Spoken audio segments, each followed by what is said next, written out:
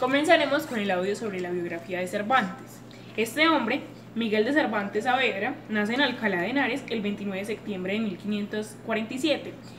Esta fecha no es totalmente exacta, pero se dice que nace en septiembre porque se le atribuyen los nombres a las personas en este tiempo de los santos de este mes, de estas fechas.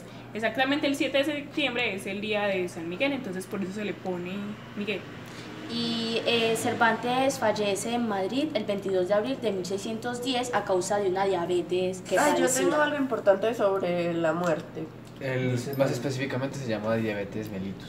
Miren, yo les leo esto. Shakespeare y Cervantes comparten la fecha de su muerte. El 23 de abril de cada año se celebra el Día del Libro, que fue elegida por honor a Shakespeare, pero Cervantes también murió ese día, sino que en años distintos. Lo cierto es que Cervantes murió el 23 de abril según el calendario gregoriano, pero la fecha de muerte de Shakespeare sería el 3 de mayo, si usan el mismo calendario. La coincidencia de fechas se da porque Inglaterra aún usaba el calendario juliano, por eso es dedicado el Día del Libro a ellos dos, pero la mayoría de gente piensa que solamente a Shakespeare, pero no, lo que no saben es que las fechas se juntan en el mismo calendario. Pero entonces, pues yo lo que había consultado era que él moría el 22, seguro, entonces en el calendario juliano, en el gregoriano es el 23. Ajá. Bueno, antes de continuar, Cervantes fue soldado, novelista, poeta y dramaturgo español. Y hablando de lo que mencionaba ahorita, de lo que murió él, que es diabetes mellitus, es un conjunto de trastornos metabólicos. Él también es considerado pues como la máxima figura de literatura española, universalmente conocido por el libro que estamos leyendo, que es el Quijote de la Mancha, ¿no? Muchos críticos describen esta como la primera novela moderna, una de las primeras obras de la literatura universal. Se le ha dado sobre el nombre de Príncipe de los Ingenios. Yo sí tengo algo sobre el Príncipe de los Ingenios. Es considerado el Príncipe de los Ingenios debido a la obra del Quijote, ya que es una de las obras más editadas y más vendidas después de la Biblia. Hay algo muy importante con lo del Quijote, y es que el Quijote supone una realidad distinta a la que el mundo vive. Y es una realidad en la que él se burla de lo que sucede en España, y no solamente en España, sino lo que sucede en el mundo en general. Porque en esta época el mundo se trataba de iglesia y monarquías despóticas, porque lo que subsistía aquí era una monarquía despótica. Continuando con lo que había dicho Meli antes, continuaremos hablando de Shakespeare. William Shakespeare llegó a leer la primera parte del Quijote. Le gustó tanto que escribió en 1613 su pieza teatral Historia de Cardenio, basándose en el personaje del libro de Cervantes. Antes de iniciar hablando de su familia, es importante saber de que de Cervantes hay diversas pinturas, esculturas y dibujos que suponen retratar, pero lo cierto es que no existe ningún registro de su verdadera apariencia, y el arte solo se inspira en información poco precisa.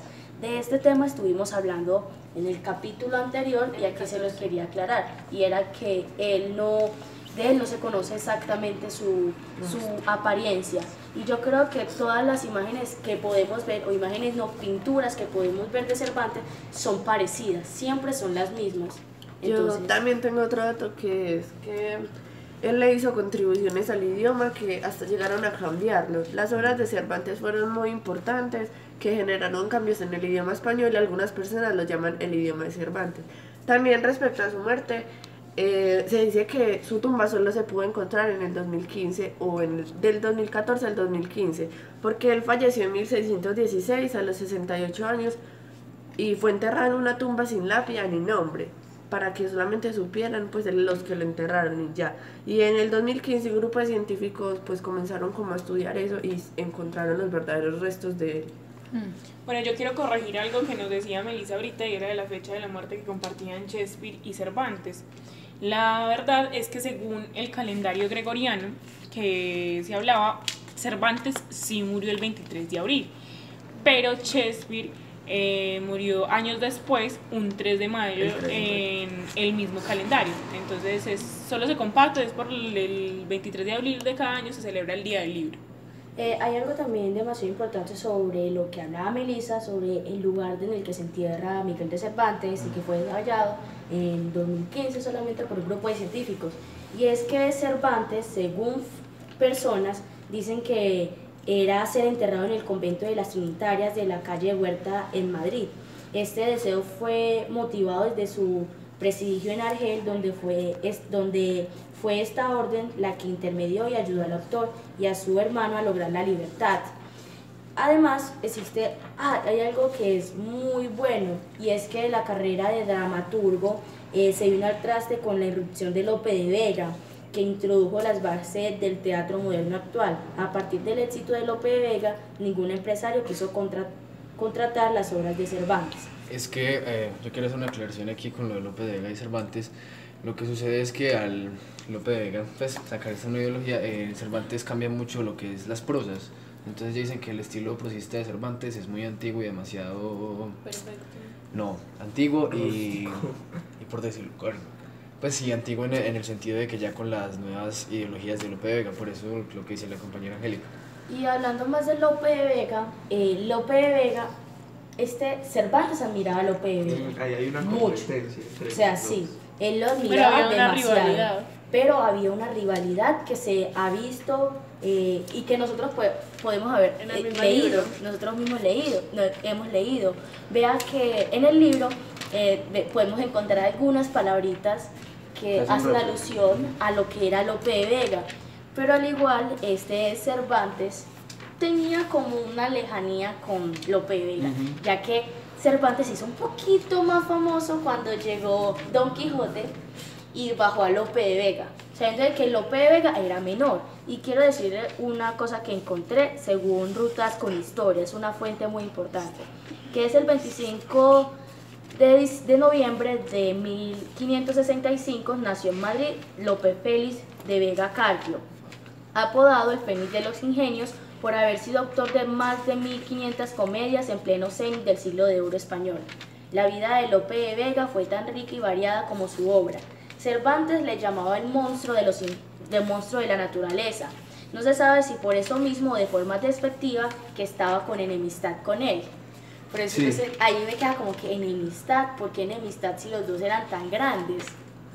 Bueno, luego de un título que dice célebre pero sin dinero, cuentan que 12 años antes de su muerte, cuando él publicó Don Quijote de la Mancha en 1604, este libro pues nunca le dio como el valor monetario que tendría una obra así, o sea, nunca recibió un pago bueno por eso, hasta después de su muerte. Años después de su muerte fue que comenzaron a pagarle ya porque la gente se volvió más famosa la obra.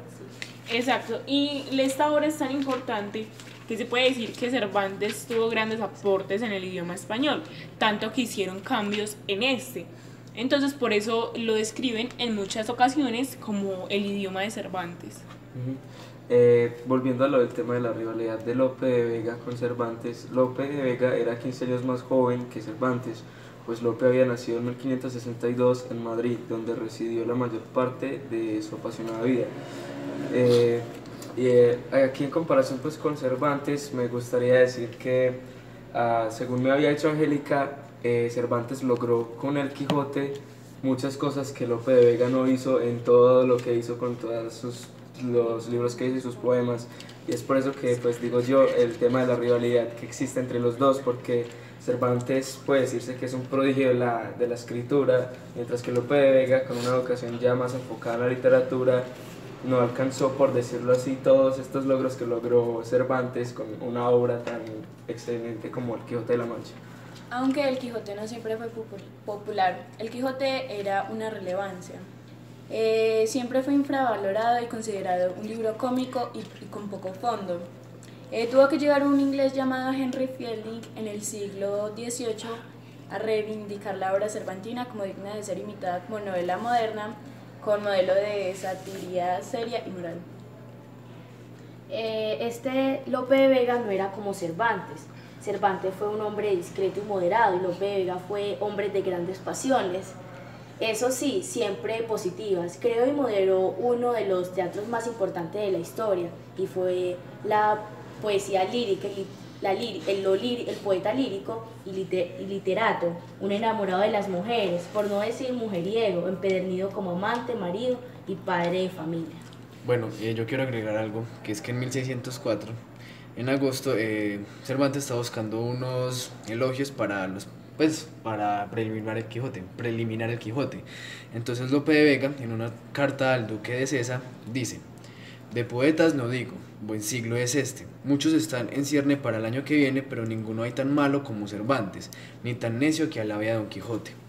Entonces, ya en esta parte se imprime lo que es el Quijote en otoño con esta crítica de Lope de Vega, y esto da pie a que en estos años rondantes, se publica la segunda parte de Avellanáez, que se dice que López de Vega hizo los prólogos de esta obra, pues de esta segunda parte falsa del Quijote.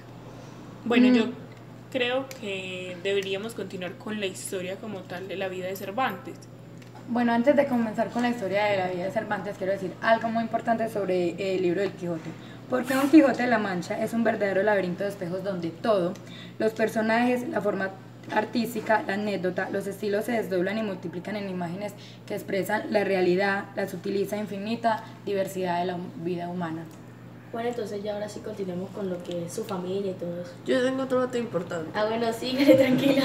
Es que la historia, ¿no ven que siempre mencionan a reyes? O sea, siempre están como mirándolo en el entorno católico. Y aquí encontré que Cervantes no tenía una buena relación con la Iglesia Católica.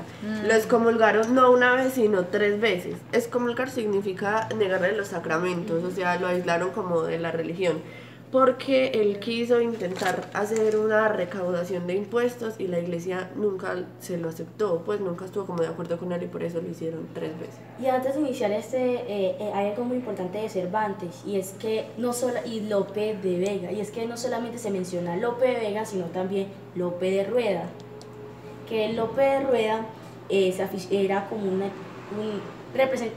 era un artista, y Cervantes aficionó tanto al teatro por sus representaciones, y entonces eso es lo que hace también a Cervantes escribir una obra tan magnífica, porque él ya desde mucho antes ya leía historias de caballería, y yo creo, para mí, eso fue lo que lo inspiró o le llamó la atención al escribir el Quijote de la Mancha. Y además yo creo también que en la batalla de Lepanto se dio cuenta de barbaridades. Posiblemente Cervantes quería salirse de los esquemas de tantos libros de caballerías que llegó a leer. ¿Por qué? Porque se dice mucho que esta obra es burlesca, sobre todas las historias de caballerías que se inventaron. Entonces por eso Cervantes quiso dar un punto de vista diferente de lo que sería la caballería, porque esta es muy estricta y se apega mucho a lo que sería y a lo que dice la religión.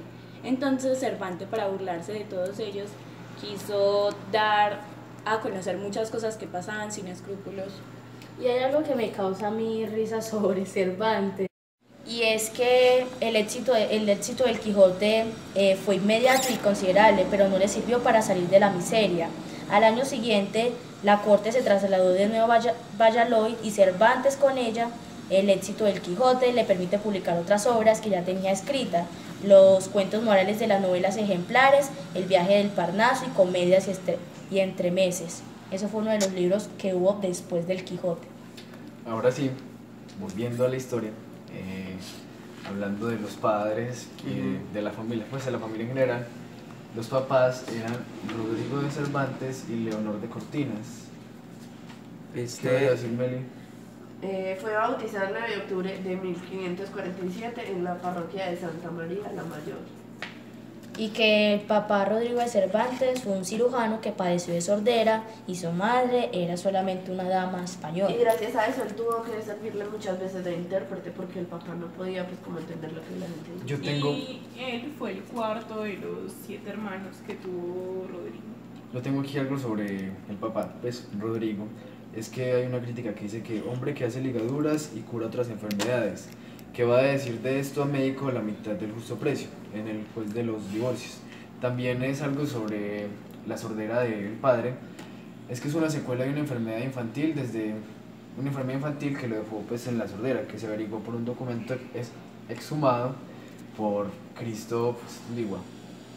Bueno, sus hermanos se llamaban Rodrigo, que fue quien compartió el encarcelamiento en Argel. Luisa, Andrea, Magdalena, que era una hermana que lo apoyaba en muchísimas situaciones, Juan, que se desconoce su fecha de nacimiento, y Andrés. y que Juan solamente era conocido porque se menciona en el testamento, de resto nada más. Ajá. Los abuelos de este eran Juan de Cervantes y Leonor Torreblanca. Haciendo una alusión a la partida de bautismo de Cervantes, fue encontrada de milagro. ¿Por qué? Porque un amigo suyo la había guardado en una caja de galleta metálica y la había metido en un pozo. Él fue bautizado en una iglesia de Alcalá de Henares que fue asediada, pero por la parroquia fue encontrada un documento que quedó prácticamente intacto. Bueno, yo quiero decir algo referente a los abuelos paternos, es que doña Leonor de Torreblanca era hija de Juan de Luis de Torreblanca, un médico cordobés, así que la familia era descendencia desde antes de médicos. Y hay algo también muy importante y es que los abuelos paternos fueron licenciados en leyes. También se dice que nada es seguro sobre los estudios de Cervantes, que desde luego no llegaron a ser universitarios, y puede ser que estudió sus primeras letras en Valladolid, Y aquí es donde, Córdoba y en Sevilla. y aquí pues donde podemos ver tantas incoherencias matemáticas en el libro del Quijote. Bueno, en 1551 esta familia se fue a vivir a Valladolid, ya que tuvieron muchas deudas, entonces tuvieron que retirarse, y allí el padre estuvo preso. En 1556 ellos se mudan a Córdoba, pero fue para recoger la herencia que había dejado el abuelo paterno. Esto era para pagar muchas deudas y bueno, llegaron a Córdoba y luego en 1566 Cervantes empieza a estudiar en Madrid con Juan López de Hoyos, que era su maestro. Y este hombre publica un libro en 1569 que incluye 2 poesías de Cervantes. Bueno, antes de esto, él asistió al estudio de la villa por un regentado catedrático de gramática, el filoerasmista. A los 18 años, pues volviendo, Cervantes tuvo que huir a Italia porque había herido a un hombre. Allí entró al servicio del cardenal de Acquaviva. Poco después se alistó como soldado y participó heroicamente en la batalla de Lepanto, en la cual fue herido en el pecho, pero pues él no se arrepiente de nada porque dice que ahí tomó inspiración para escribir muchas cosas acerca de la caballería, tomando como referencia el capítulo en el que al Quijote lo hieren en el hombro y casi en la parte de la celada y casi lo matan. Y pues le hago como alusión también a la parte en la historia de Cervantes que él queda manco. Bueno, y cabe decir pues que manco quiere decir el manco de Lepanto. Manco no es una persona que pierde el brazo, sino que queda inmóvil, o sea, no lo puede movilizar para nada. Hay algo muy importante que apareció en el mundo en 1550 y es que Carlos V prohíbe la renovación de las encomiendas americanas. Entonces, sabiendo esto, vale caber toda la situación económica que se vivía en España en este momento. No era tan buena como ellos aparentaban ser.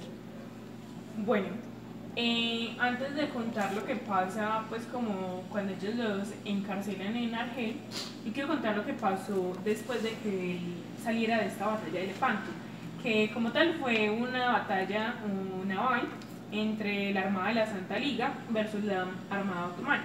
Bueno, entonces Cervantes, después de esto se le acusa de herir a Antonio Sigura y por lo tanto llega a Italia y pasa a Roma. Allí lee novelas de caballería de Ludovico Ariosto.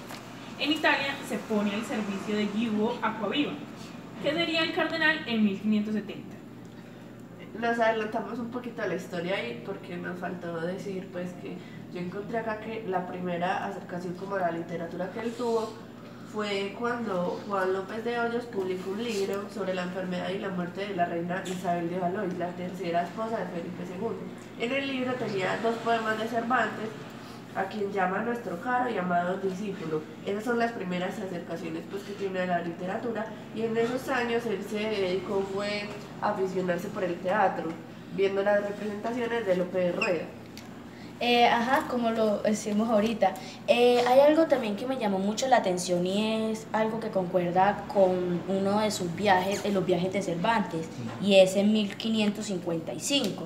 Yo sé que nos vamos un poquito atrás, pero es importante recalcar que en este año en el mundo el credo luterano es legalmente reconocido en territorio alemán, y además aquí fallece una de las personas que nosotras estuvimos trabajando y vimos su película, y es Juana la Loca, que fallece en 1555.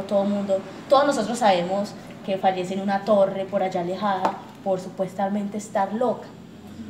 Bueno, a partir de aquí, él es camarero del cardenal en Acquaviva de 1546 a 1574 en Roma. Y de esto hace un prólogo en lo que es la Galatea. Y dice así: juntando a esto el efecto de reverencia que hacían en mi ánimo las cosas que, como en profecía, oí muchas veces decir de vuestra ilustrísima el cardenal de Acquaviva, siendo yo su camarero en Roma. Prólogo de la Galatea en 1585, dedicado a Ascanio Colonna, abad de Santa Sofía. Bueno, en 1572, entonces no entiendo por qué aparece así, que él se vuelve camarero. Entonces, porque es que aquí se menciona que en 1572 él volvió a la vida militar bajo las órdenes de Manuel Ponce de León. Y es allí, durante estas órdenes, que él cae en el cautiverio en Argel. Y ahí en 1572 él participa en la expedición naval de Navarino, ahí donde sucede esto.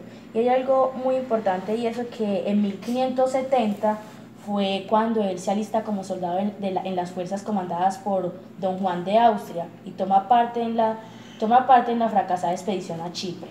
Y en 1571 es donde participa en la batalla de Lepanto.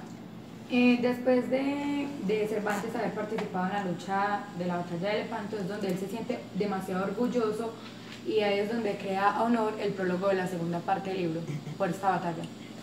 Hablando del cautiverio en Argel, pues él regresó a Nápoles, en España, y una flotilla turca comandada por Mami Arnaute hizo presos a Miguel.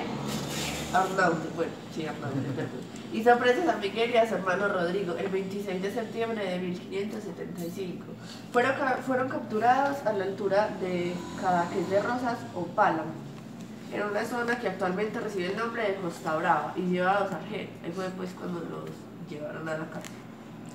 Iba con su hermano Rodrigo. Ajá, los cogieron a los dos. Y fue atacado por embarcaciones turcas y fueron hechos prisioneros conducidos a Argel.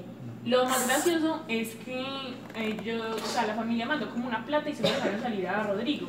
Pero la verdad es que ellos creyeron, porque es que este Cervantes llevaba unos escritos como del gobierno del reino. Las cartas que él llevaba eran recomendaciones de don Juan de Austria y del duque de César. Entonces eso hizo pensar a los capturadores que él era muy importante, un escritor, que él sabía de todo. Y pedían 500 escudos de oro. Por eso están pidiendo más por él, solo por esas cosas. Ajá, y porque creía que la familia era súper rica, súper aristocrática, pero sale a decir que no eran ni ricos ni aristocráticos, eran unos simples pobres. Entonces, a partir de aquí en estos 5 años, él intenta volarse 4 veces. ¿Quién nos quiere contar el Yo primer les intento? quiero contar.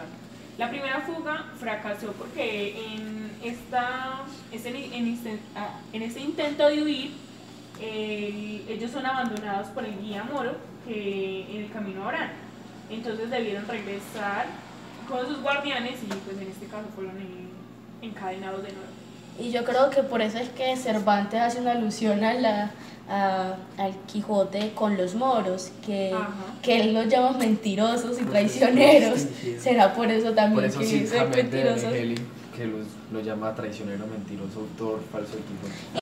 El segundo intento de fuga fue en 1577 y se concertaron los tratos, pero la cantidad no era suficiente para rescatar a los dos. Miguel prefirió que fuera puesto en libertad su hermano Rodrigo, quien regresó a España. Rodrigo llevaba un plan elaborado por su hermano para liberarlo a él y a sus 14 o 15 compañeros más. En este intento, Cervantes se reúne con otros 15 presos en una cueva oculta, en espera de una galera española. Esta llegó y se intentó acercar 2 veces a la playa, pero fue atrapada por los moros.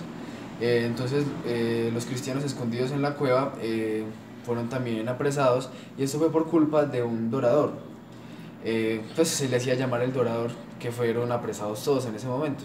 Entonces ya en 5 meses Cervantes se hizo echar la culpa, y en 5 meses el bey, que se puede decir que era el rey, el bey, lo apresó en su baño cargado de cadenas. Donde permaneció 5 meses. Bueno, ahora continuando con los intentos de fuga, vamos con el tercero. El tercero se da cuando Cervantes pues decide que también deben irse por el camino de Orián para salir de la prisión y decide mandarle una carta al jefe militar. Entonces se lo manda pues con un mensajero y al mensajero lo encuentran, lo atrapan y pues ahí se dan cuenta de todo el plan. Leen la carta y ya se dan cuenta de todo. El mensajero es un moro. Aquí vuelven y juegan los moros otra vez. Así fue cuando Cervantes fue condenado a recibir 2000 palos, en castigo a que le hubieran causado interminablemente la muerte, pero eso fue suspendido. Porque los amigos intercedieron por él. Es que sería pues como muy obvio el hecho de que hubiese muerto, pues es como una Sí, paliza. y no vean que, o sea, yo no, lo que no me hago entender es que, vean, aquí es donde yo hago la ilusión de que Cervantes es un Sancho Panza en la historia del Quijote. Porque miren que Sancho es muy, como Es que muy todo noble. se lo cree. De Don Quijote todo se lo cree. Y Cervantes no es capaz de echarle la culpa a los demás, sino de echársela él mismo. Pero siempre se echaba el agua de él y prefería salvar a los otros. Vea que en sus 3 intentos él, todo se le echó él. Y Metió no pudo. la nalga por la boca. Ajá. Bueno, entonces Pero vea ya que los amigos también a lo último lo ayudaron a él. Ajá, continuando con el cuarto intento, un mercader valenciano que estaba en Argel, él entregó una gran cantidad de dinero a Cervantes. Este adquirió una fragata, una gran carroza, por decirlo así, para poder liberar a los 60 cristianos que estaban cautivos en ese momento. Pero cuando se iban a liberar, uno de los ex dominicos, el doctor Juan Blanco de Paz, reveló el plan a San Bajá, el bey, como ya se había dicho antes. Entonces, lo que le dieron como recompensa a Juan Blanco de Paz fue que recibió un escudo y una jarra de manteca. A San Bajá trasladó a Cervantes a una prisión más segura en su mismo palacio, en el palacio de San Bajá. Y después lo llevó a Constantinopla, donde la fuga resultó imposible de realizar y de nuevo Cervantes asumió toda la responsabilidad. Bueno, entonces ya continuando cómo fue la liberación como tal, fue en 1580 y esto se da antes de que él fuera embarcado a Constantinopla. Esto se da gracias a los padres trinitarios. La familia había tratado de conseguir el dinero que les pedían, pero pues la verdad se les hacía imposible porque era demasiado. Entonces ellos habían conseguido cierta cantidad, pero los padres trinitarios eran gente que rescataba a este tipo de personas y ellos le colaboraron y les dieron el dinero. Y entre esos los padres trinitarios son pues gente muy colaboradora y de ellos estaba a cargo en ese momento, o los principales eran el fray Antonio de la Vela y fray Juan Gil. El primero de sus amigos partió con una expedición de rescatados y el segundo, que solo disponía de 300 escudos, intentó rescatar a Cervantes, por el cual se exigían 500. En vista de ello, el pueblo se dedicó a recolectar entre los mercaderes cristianos la cantidad que faltaba, que reunió cuando ya Cervantes estaba con 2 cadenas y un grillo, casi a punto de morir, en una de las galeras en que San Bajá zarpaba para Constantinopla. Gracias a los 500 escudos tan angustiosamente reunidos, Cervantes queda libre el 19 de septiembre de 1580, que es donde embarca a sus cautivos y rescatados. Bueno, aquí se da ya antes, por decirlo así, ¿qué ibas a decir, Meli? Que el 24 de octubre llegó al fin a España y llegó a Denia, desde donde se trasladó a Valencia.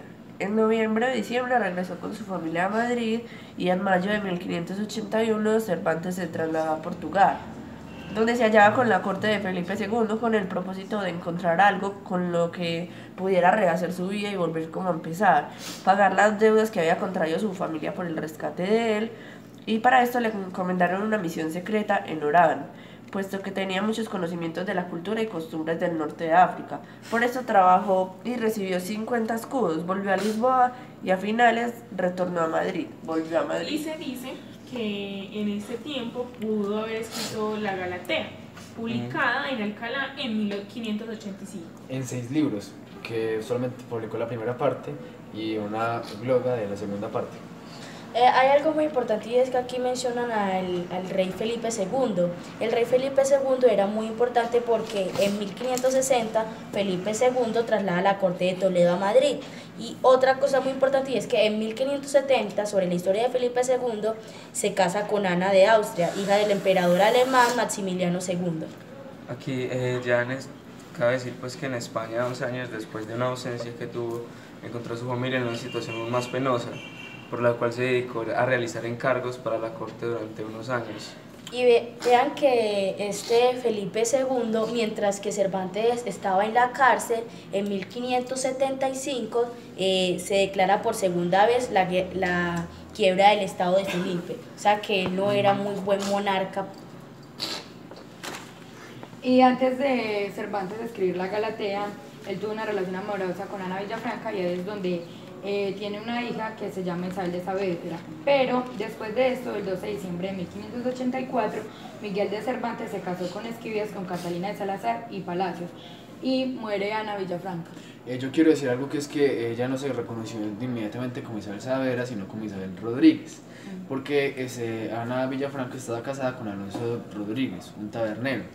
Entonces, el 9 de abril de 1584, en la parroquia de Santos Justos, pues que nació Isabel Rodríguez y el pastor de Madrid, y él la reconoció a los 16 años, un año después de quedar huérfana, y a través de su hermana Magdalena, que la acogió. Vean, es algo que me acabo de dar de cuenta ahora viendo la biografía de Cervantes, y es que como Cervantes y Felipe, Ser Felipe el Rey, hicieron demasiadas cosas. Tenían una muy buena relación. No como buena relación entre ellos dos, sino porque Felipe II es muy mencionado en la historia de Cervantes. Vean, escuchen esto. Dicen que en 1582 Felipe II permite a los portugueses conservar sus antiguas leyes e importantes cargos. Y vuelve y juega Felipe II en 1586, donde ordena la organización de la Armada Invencible. Que este Felipe II no es como... ya dije que no era tan buen monarca, porque vean que Guillermo de Orange, que era un líder de la oposición en los Países Bajos, publica Apología, que es un escrito contra Felipe y su política. Bueno, de 1581 a 1587, en estos años se escribe varias obras teatrales que fueron recibidas.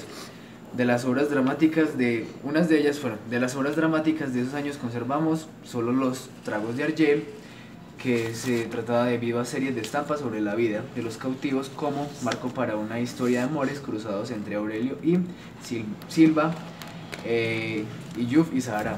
Otra es La Numancia, tragedia que narra la resistencia de la ciudad hasta el suicidio colectivo ante el asedio de Escripción.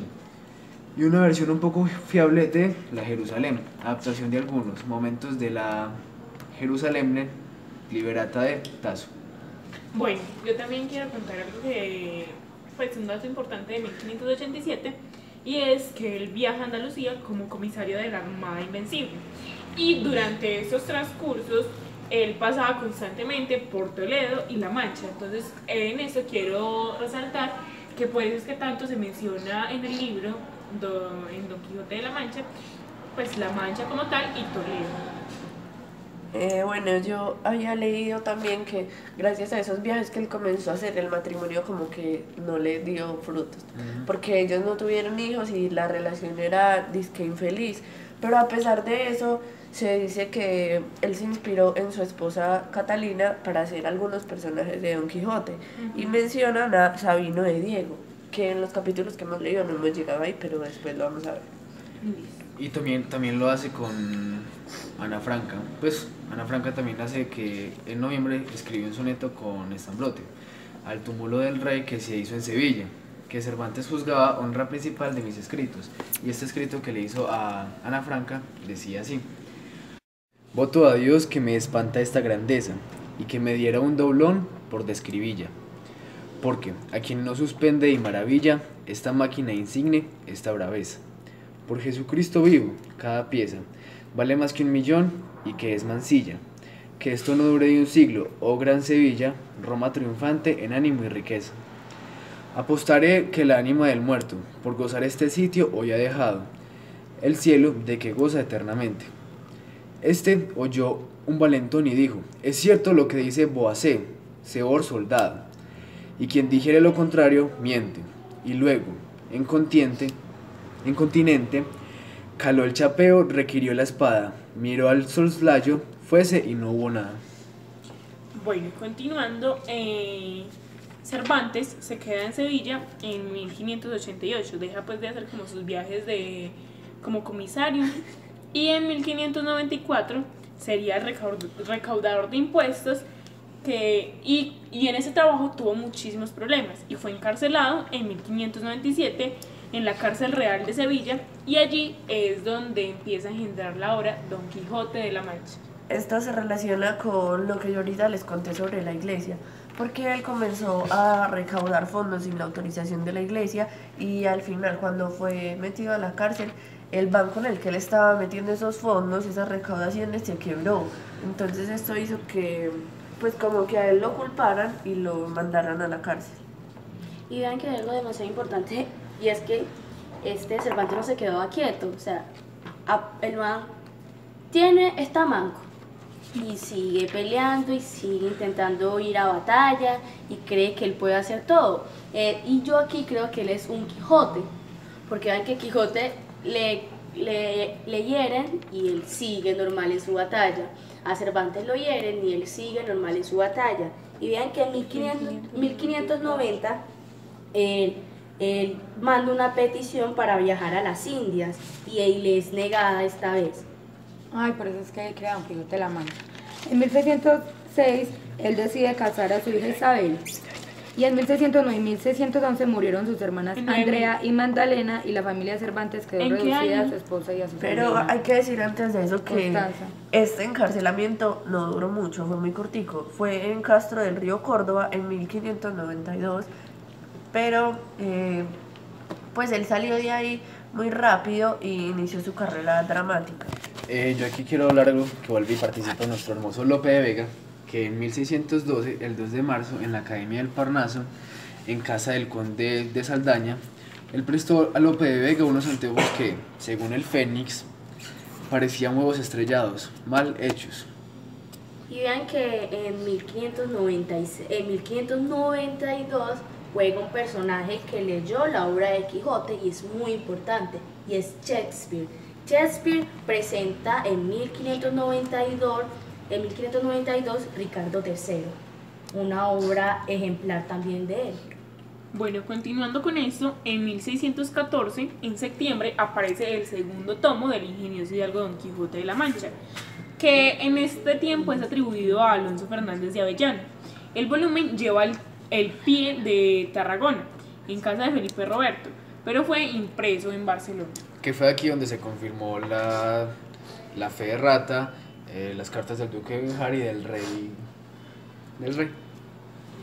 En 1596 él escribe la obra Vivimos en Julio, otra Semana Santa, y también en la crítica literaria fue una constante en su obra, que aparece la Galatea, en el Quijote, y a ella se le consagró El viaje del Parnaso. En 1614 extenso el poema en tercetos encadenados, y en 1615 publica 8 comedias y 8 estremeces nuevos nunca representados. Pero su drama más popular hoy en día es la Numancia, además del Trato de Argel. Y vean que en este año que menciona Luis, Galileo Galilei inventa el termoscopio. No es cosa importante, les digo, de la biografía de Cervantes, pero es cosa de historia general sobre qué sucedió en este mundo. En el viaje al Parnaso, Cervantes hace una afirmación cuyo alcance tal vez sea desmesurado, que es: yo, que siempre trabajo y me esvelo por parecer que tengo de poeta la gracia que no quiso darme el cielo. Bueno, en 1616, El 2 de abril profesa la Orden Tercera de San Francisco. El 19 de abril escribe el prólogo y la dedicatoria del Persiles y Sigumunda, que verá la luz solo en 1617. Oigan, ¿ustedes sabían de que Cervantes le compone un poema a Felipe II? Sí. Se lo compone en 1598, o sea que aquí no es tan descabellado lo mío de decir tanto de Felipe II. yo quiero decir algo pues, sobre la muerte de Cervantes, que el 22 de abril, que el día siguiente se enterraba en el convento de las Trinitarias Descalzas, calle de Cantarranas, que hoy es la de Lope de Vega. En el mismo año de 1616 se está terminando una novela de aventuras de estilo bizantino, Los trabajos de Persiles y Segismunda. Esta fue la última obra que Miguel de Cervantes escribió y fue la dedicada al conde de Lemus. Hay algo otra cosa, y yéndonos 16 años más atrás, y es con la muerte de su hermano Rodrigo, En este año, William Shakespeare se estrena Hamlet, que es Hamlet, es una novela de él, y es inventado en Holanda el telescopio. Como dramaturgo, Cervantes sobresalieron en el género, pues por el modo en el que él escribía, que narraba sus experiencias personales. En 1604 él se volvió a instalar en Valladolid, y el mismo año, en 1604, Antonio de Herrera y Tordesillas era un cronista de Indias y censor de la obra de Miguel de Cervantes, y este fue el que autorizó la impresión. En el 1605 publicó la primera parte de la que sería su principal obra, el ingenioso hidalgo Don Quijote de la Mancha. Y vean que con la muerte hay algo que sí es cierto, y es que Cervantes y Shakespeare murieron el mismo día.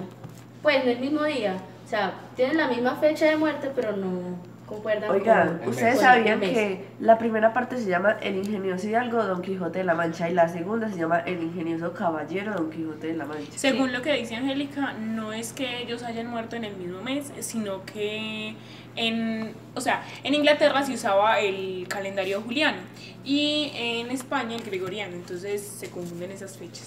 Sí, pero él se mantiene estipulado de que muere el 23 de abril y publica Postuma de Persiles y Sigismunda.